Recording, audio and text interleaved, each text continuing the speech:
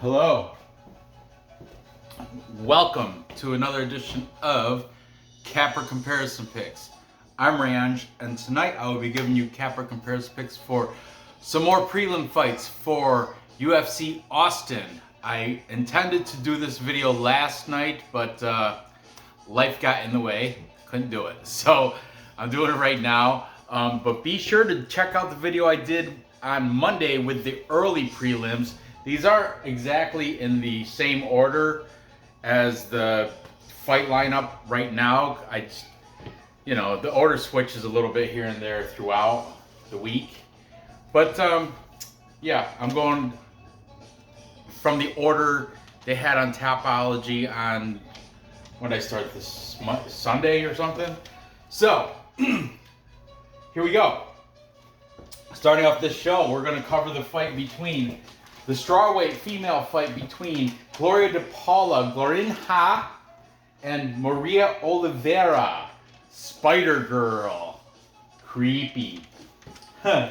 Gloria de Paula comes in as a heavy favorite. It's a minus 265. These odds are from yesterday on Bet Online because, as I said, I intended to do this yesterday, but then things happened. I didn't have time, and by the time I did have time, it was like 9 o'clock and I was physically exhausted.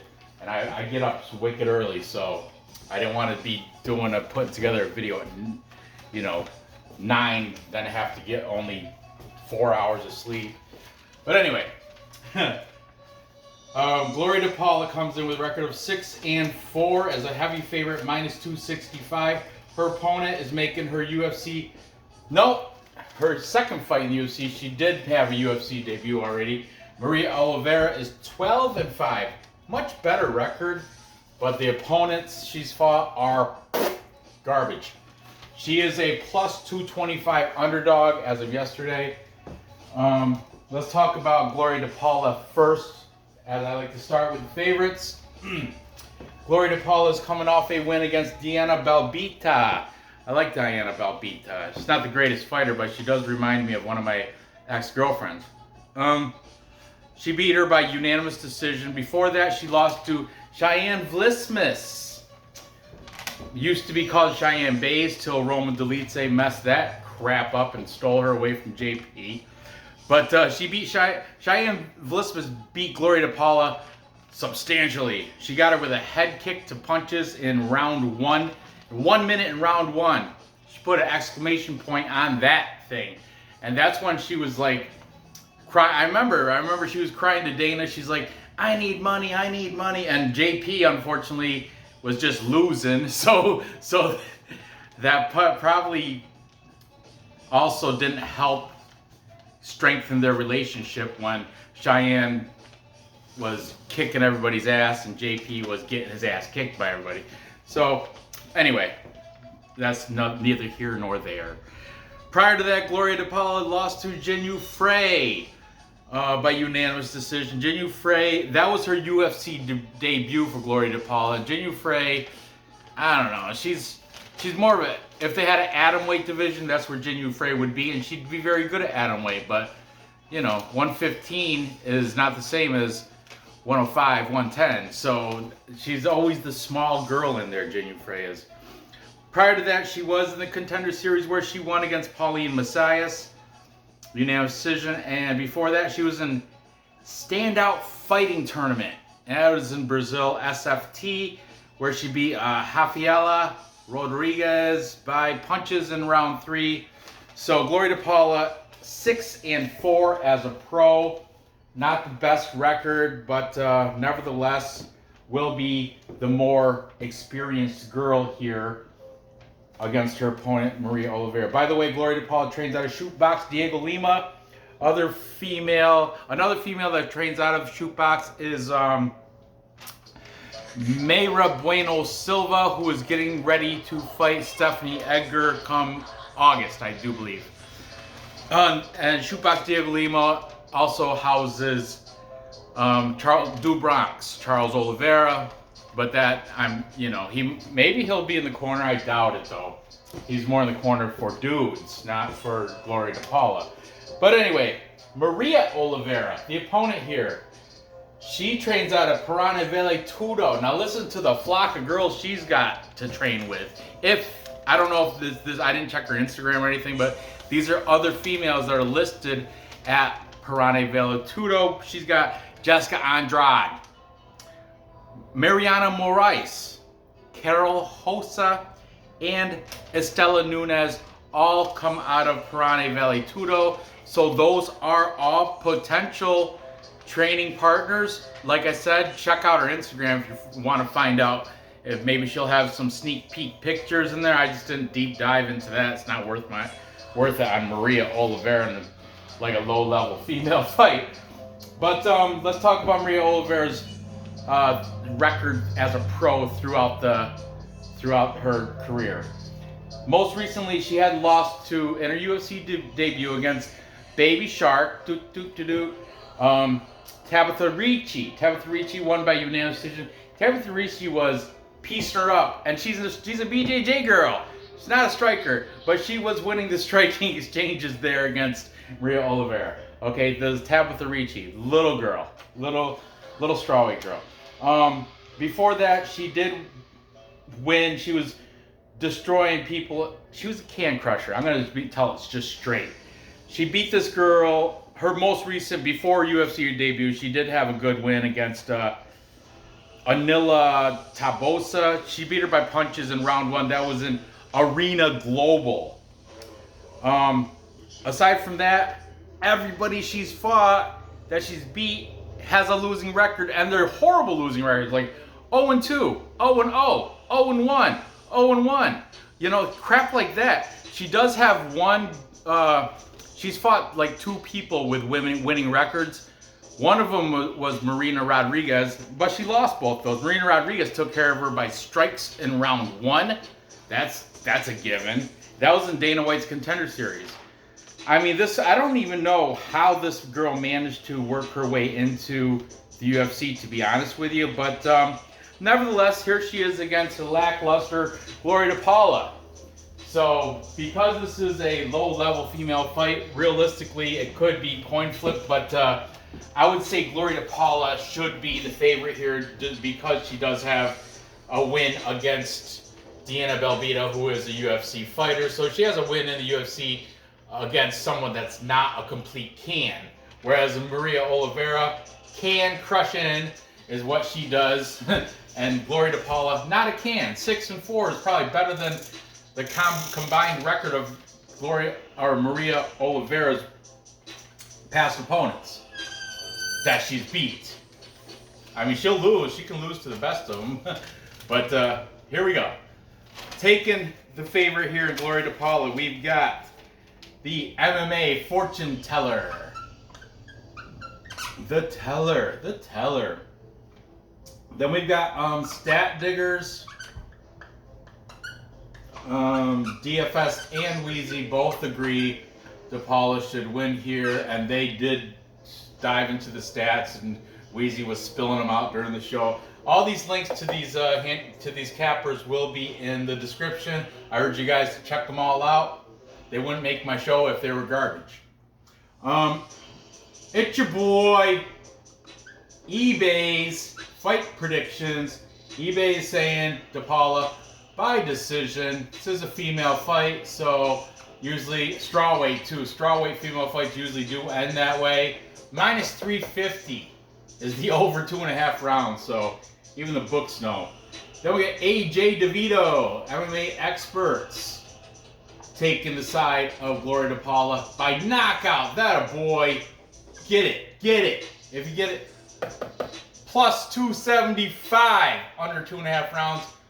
KO for Gloria DePaula. I like that. Good on you, MMA experts. That will definitely make that minus 265 a plus number.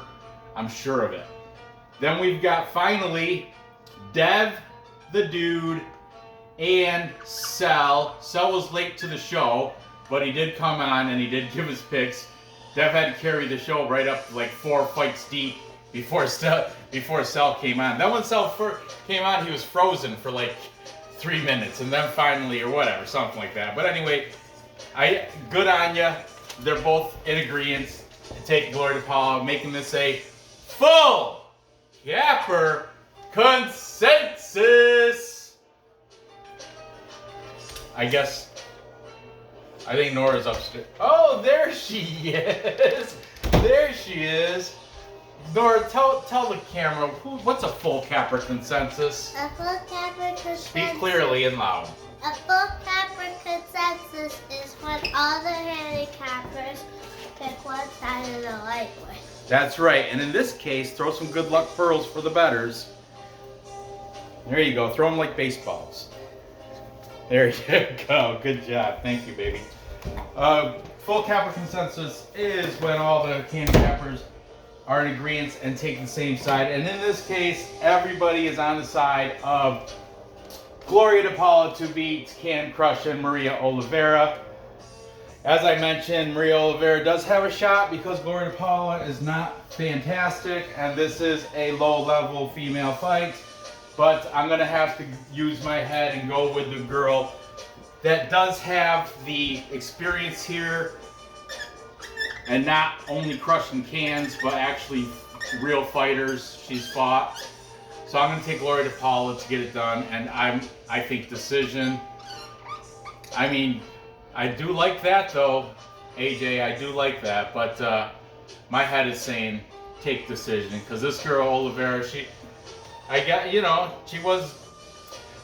hasn't been really tested. So, she went to decision with Ricci, but Tabitha Ricci is a small girl, and Tabitha Ricci was outstriking her, and Tabitha Ricci is a BJJ she's a wrestler. She's a BJJ practitioner. So anyway, Gloria to Paula is my pick by decision. Moving on. Next, we have the featherweight showdown between the Colombian warrior Danny Chavez out of Florida, out of MMA Masters, taking on Ricardo Ramos, Carcasinha.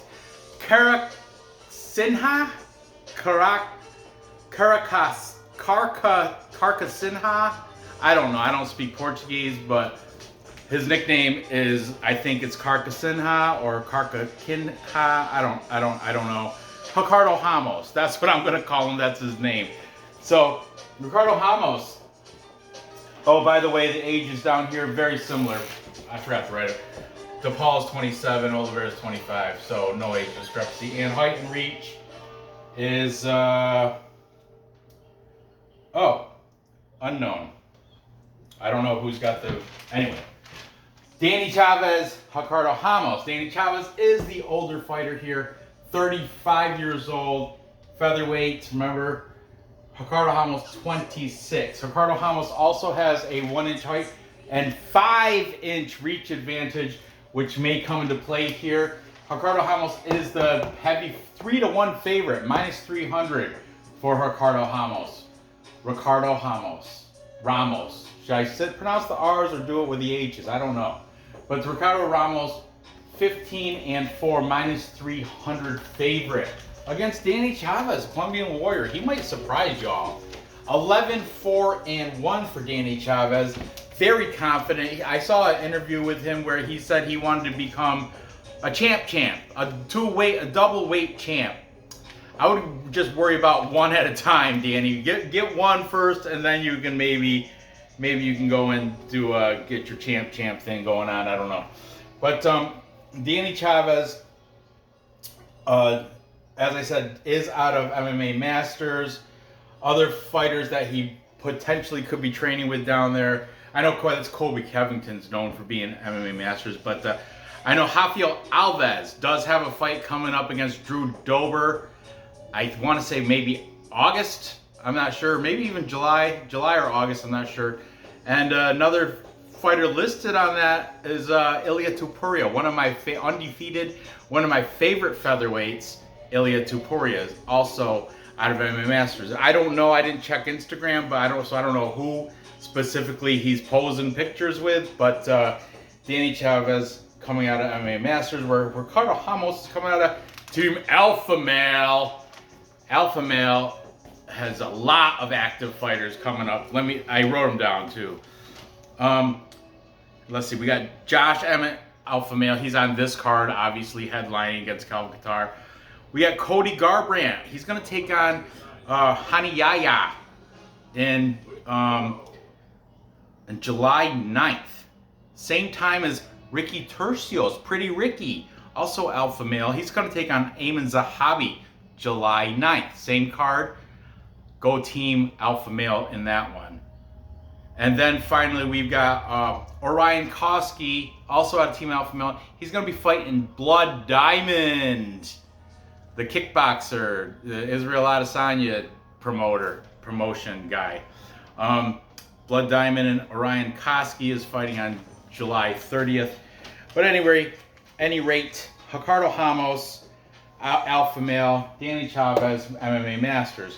Ricardo Ramos is coming off a loss to Zubair Tukhugov, unanimous decision.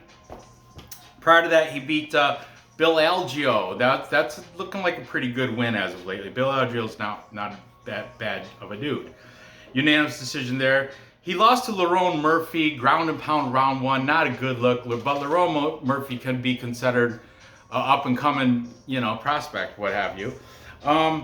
Eduardo Garagori, Ricardo Ramos beat him by rear naked choke, round 1, and he also beat Journey Newson, unanimous decision. So he's 3-2 in his last 5, all against known names throughout the UFC. I think they're all still active UFC fighters. I'm not sure about Garagori, but I think Journey Newsom, Lerone Murphy, Bill Algeo, and Tukhugov are all still in the UFC. Let's see about Danny Chavez. He's coming off a draw against Kai Kamaka III. Kai Kamaka's over in Bellator now, kicking butt, I do believe. I think he's kind of streaking over there in Bellator. He's on a streak, I do believe. Prior to that, Danny Chavez lost to Jared Gordon. Jared Gordon's touch and go. He's sometimes he's great, sometimes he's not. But in that case, he took care of Danny Chavez. Before that, he beat TJ Brown. I remember I picked TJ Brown. I like TJ Brown. I thought he was going to use his wrestling to beat Danny Chavez. Danny Chavez, he surprised me, and TJ Brown took the L there. Danny Chavez beat him by unanimous decision, and that was his UFC debut too for Danny Chavez. That's why I'm like, ooh, this guy might have something going on. He beat TJ Brown and took my money. Before that, he was in Global Legion and against Dylan Kala, TKO round 1, and XFN, which is another Florida regional scene, where he beat Pipe Vargas. Pipe Vargas now, I think, Bellator or PFL or LFA. One of the big 3 that are not UFC. One of those promotions that are just like the minor leagues of MMA. He beat Pipe Vargas with a head kick in round 1, so anything's possible here. But Ricardo Ramos does have tail of the tape advantage in age, height, and reach. Even if it is only 1 inch height, the 5-inch reach, that's 2.5 inches per hand. So that could come into play, as I mentioned. Let's see what the cappers have to say in this fight between Ricardo Ramos and Danny Chavez. First, taking the favorite in Ricardo Ramos, we've got Dev and Sal. Dev the Dude and Sal, both on the side of Ricardo Ramos. We've got AJ DeVito, MMA Experts, also taking Ricardo Ramos. We've got the Stat Diggers, both Wheezy and DFS, on the side of Ricardo Ramos. And we've got MMA Fortune Teller, also taking Ricardo Ramos. And finally, it's your boy, eBay's is being a contrarian picker. Yeah, I love it. I love it, eBay's fight predictions, getting the side of the board all by himself, being the contrarian picker here, taking the +2 to 2.5 to 1 underdog, paying out +250 on Danny Chavez. I like it. I like it a lot, but not enough to side there. I think Ricardo Ramos got him beat pretty much. I think on the ground, man. Though Danny Chavez, on the feet though, I don't know. I mean, Ricardo Ramos does have a couple. He got that loss by ground pound to Lerone Murphy, where Danny Chavez does have a head kick round 1 win over Pike Vargas. And that other guy in the regional Florida scene, he beat him by TKO round 1. So the potential is there for Chavez at plus 250. Man, that's very tempting. And Ramos is coming off a loss to Zavar Tukhugov by unanimous decision. And that Lerone Murphy loss is not looking good. But I just have, sensibly though, my head is saying take Ricardo Ramos, but my gut wants to take Danny Chavez. I'm gonna have to go with my head though. I can't rely on my heart. The heart's not gonna make me money, the brains are. So I guess I'm gonna reluctantly go Ricardo Ramos here. Go with the capper majority, and I think he's probably gonna get it done by decision. I think he's gonna out-volume Chavez. If it does go to the ground, I think they're both Brazilian Jiu-Jitsu black belts, but I think Ramos being out of Brazil is more apt to use his grappling and his BJJ, whereas Chavez will probably want to keep it on the feet, and if it does stay on the feet, Ramos has him there too. So, and plus the age, 9 years, you got to think Ramos will have the better cardio here against Danny Chavez, so that's why I'm leaning that way. But man, you know what? I might hedge at plus 250 $. That means, if you guys don't know, that means a hedge bet. I might sprinkle a half a unit. I might put a half a unit on Chavez just because he's a nice plus 250, and he might be able to get it done. Really, at minus 300, Ramos is not going to make any other parlays except for this one. You know what I'm saying? Minus 300. Throw it up. So, disgusting odds there.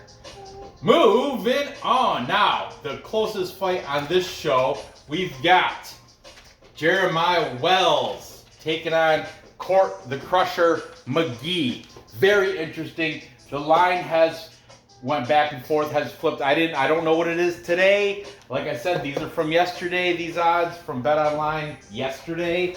They could have moved some more, but I know Court McGee did open up as the underdog. He was a plus 100, where Jeremiah Wells was the minus 120. They flipped. They switched now because the bettors, the smarts, the sharps, the money has been coming in on McGee, causing this line movement. Now Wells is at plus money. Let's discuss this, starting with Court McGee, the new favorite. I think he's still a favorite. Court the Crusher McGee, 21-10. Yes, he's got double-digit losses. 31 total fights, though. Jeremiah Wells is 10-2-1. So the experience, veteran experience, definitely goes Court McGee's way. Court McGee trains out of the Pit Elevated Fight Team in Utah. Don't know anybody coming out of there except for Court McGee. Court McGee has, interesting fact, he died twice on heroin overdoses, but came back, died on the table, but I don't know, adrenaline shot or whatever that's, however they bring him back, and he survived that, and now he's been clean for 3 years or something phenomenal like that. I think that's another reason why he's in Utah. Utah is probably one of the cleanest, most sober states. I think that's a dry state too, but I know there's a lot of Mormons over there, and I think if you want to get away from drugs and alcohol, Utah is probably the best place to do that.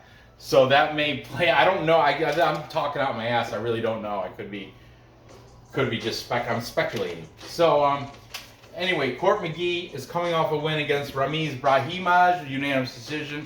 It was a good win. Before that, Claudio Silva, unanimous decision, another good win.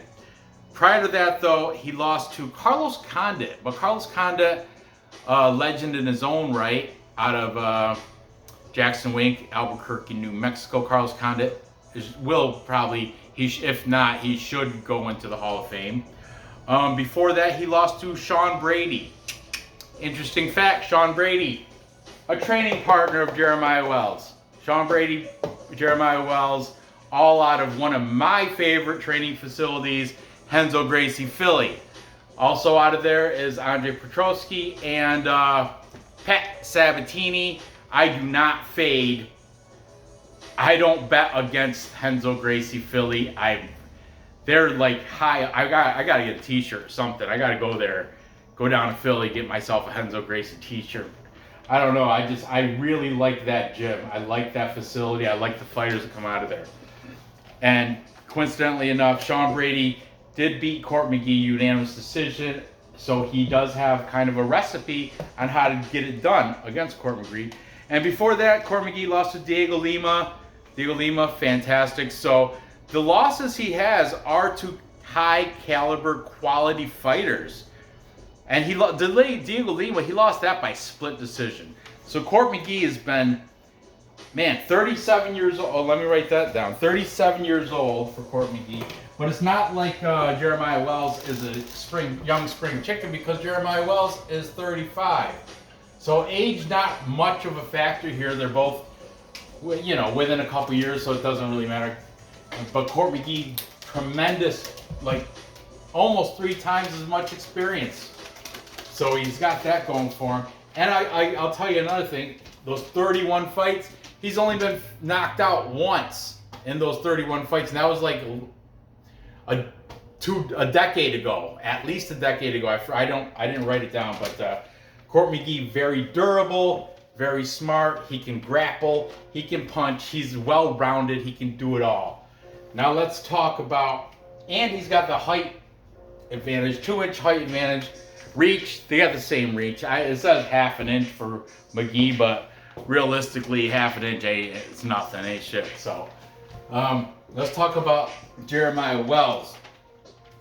Most recently, he beat Blood Diamond by rear naked choke in round 1. That was against Blood Diamond, though. Blood Diamond's a kickboxer, does not know how to do anything on the ground. He does not have any. He has 0 ground skills. That's what if Blood Diamond wants to beat Ryan Koski, he better be working on his ground skills, because Ryan Koski's gonna go right to that wrestling, and it's gonna be easy victory for Koski. I'm just saying, Koski, whatever. Orion is gonna beat Blood Diamond if he doesn't sharpen up his skills on the ground. But anyway, Jeremiah Wells, rear naked choke, Blood Diamond. Before that, he beat Warley Alves, right hook to ground and pound. What? Is that mom's phone? You taking a tour? You want the red phone? Okay. Yeah, it's right here. You going to bed now? Yeah. All right, give me a hug. Good night. Mwah. It's your boy. eBay's, that's right. Okay. Anyway, Jeremiah Wells beat Warley Alves, right hook to ground and pound in round 2. That was Jeremiah Wells' UFC debut. Before that, he was in Cage Fury, CFFC, which is the Philadelphia regional scene, of course. That is also very, very high. That's one of my favorite regional scenes. It's right up there. It's like, you know, it goes UFC, and then you got the minor leagues like Bellator, PFL, LFA that pay a lot, and then you got the regional scenes which just stick to like the same area. And CFFC, that is Philadelphia area. We got the CES, which is the Northeast Classic Entertainment Sports. You know, there's all sorts. We got the Cage Titans, which not to be confused with Titans FC.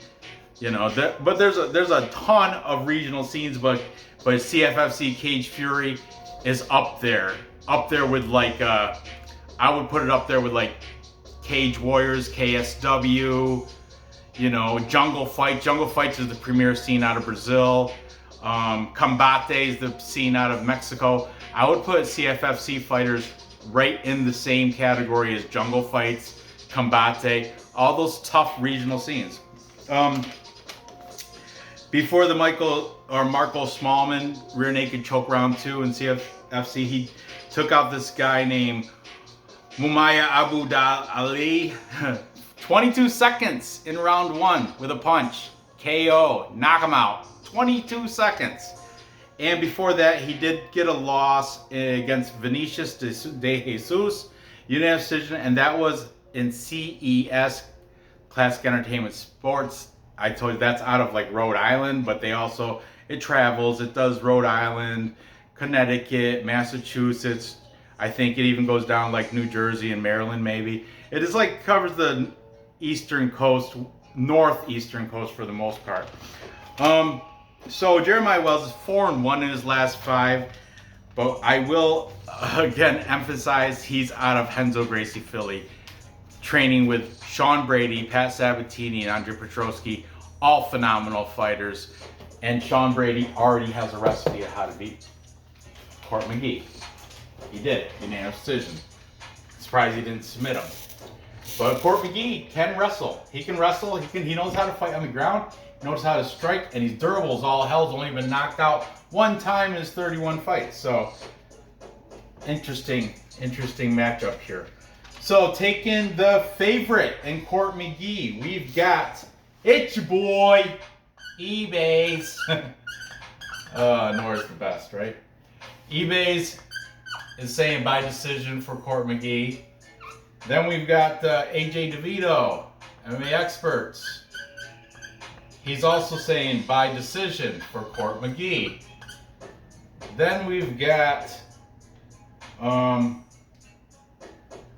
Stat Diggers. Wheezy and DFS are both siding with the veteran in Court McGee here. And finally, well, not finally, but also taking Court McGee, we got the MMA Fortune Teller. And finally, to wrap it all up, we've got Sell the Red. However, his partner in crime, Dev the Dude, is going to get this side of the board on his own. Dev the Dude won, being the contrarian picker, going against his partner and the rest of the cappers that are featured on this show. Dev is taking Jeremiah Wells, and I too, if you couldn't tell by my breakdown, I too am going with Jeremiah Wells. It's not like I'm fading Court McGee, but I'm more promoting. I'm on the side. I like Jeremiah Wells. I think he's fantastic. And I told you, Renzo Gracie, Philly, I do not bet against them. I'll take Sean Brady against anybody. I'll take Andre Petrosky against a ton of people. Like Andre Petrosky, he was one of my big upset wins the last time he fought like a month ago. And Pat Sabatini as well, I will take him. I mean, I've seen some holes in his game, but still, Renzo Gracie, Philly, fantastic. And that's why I'm taking. Court McGee trains out of Utah, out of a gym. I don't know who he's training with. I didn't check his Instagram. I don't know. Maybe he moved his gym or something. I could be wrong, but the last time I checked on Tapology, it said Utah, the Pit Elevated Fight Team. Okay, the Pit. And I remember looking at it, I'm like, he's the only UFC pro on there. So anyway, I'm gonna go with Jeremiah Wells. He's gonna try to try to blast him, try to serve up a knockout, but I don't think it's gonna happen. I think he will get the more significant strikes though. Like when I say significant, I mean the ones that are gonna make the judges go, ooh, ooh, and he might even rock Court McGee. He might even make him wobble, might even put him down. I don't think he's gonna finish him with a strike, but it could be club and sub or something, because he's got his Renzo Gracie Philly. He's got great Philadelphia BJJ is top tier BJJ in Philadelphia. So I'm going to take him, but I think he's just going to do it by decision. That's going to be my pick here. So there you have that. So to recap, time check. What is my time? I think I'm over. Oh, just slightly though.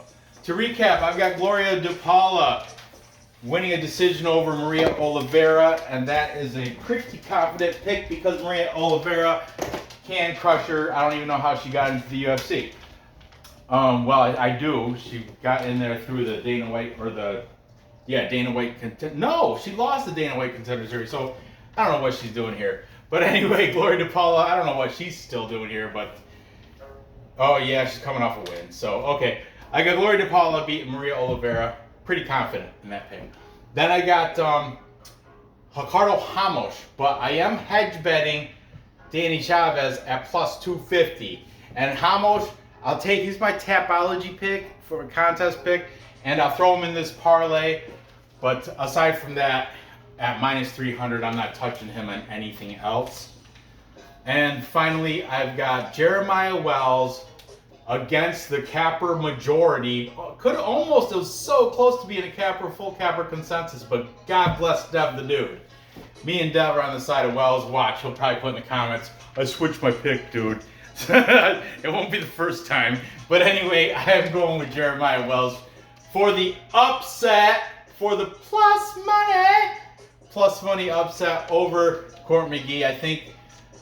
He could even get it within distance, but safe play is I'm going to take him by decision. I think his cardio might even. I don't know. I've heard both ways. I've heard Court McGee has phenomenal cardio, but Wells, I haven't seen anything not to like about him.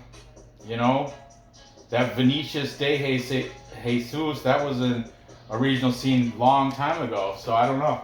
He's on a little bit of a 4-fight win streak. So there you have it. Gather the info, place those bets, and cash those tickets. I appreciate you watching. Be sure to kick that like button right in the ass. Kick it. Go ahead, stomp that like button. Leave your comments on who you think's gonna win this. Tell me I'm crazy about taking Jeremiah Wells. I don't really care. Fade me, tell me. So it doesn't matter. And but go ahead, leave your opinions. I want to know. I want to know what you're taking here. And be sure to, if you haven't subscribed, be sure to do that. Thanks for watching. Good luck on your bets, and I will see you tonight, maybe even. Or tomorrow, maybe even, it's late. I'll see you tomorrow with another capper comparison picks. It's already locked and loaded. So tune in for that. Thanks for watching. Good night.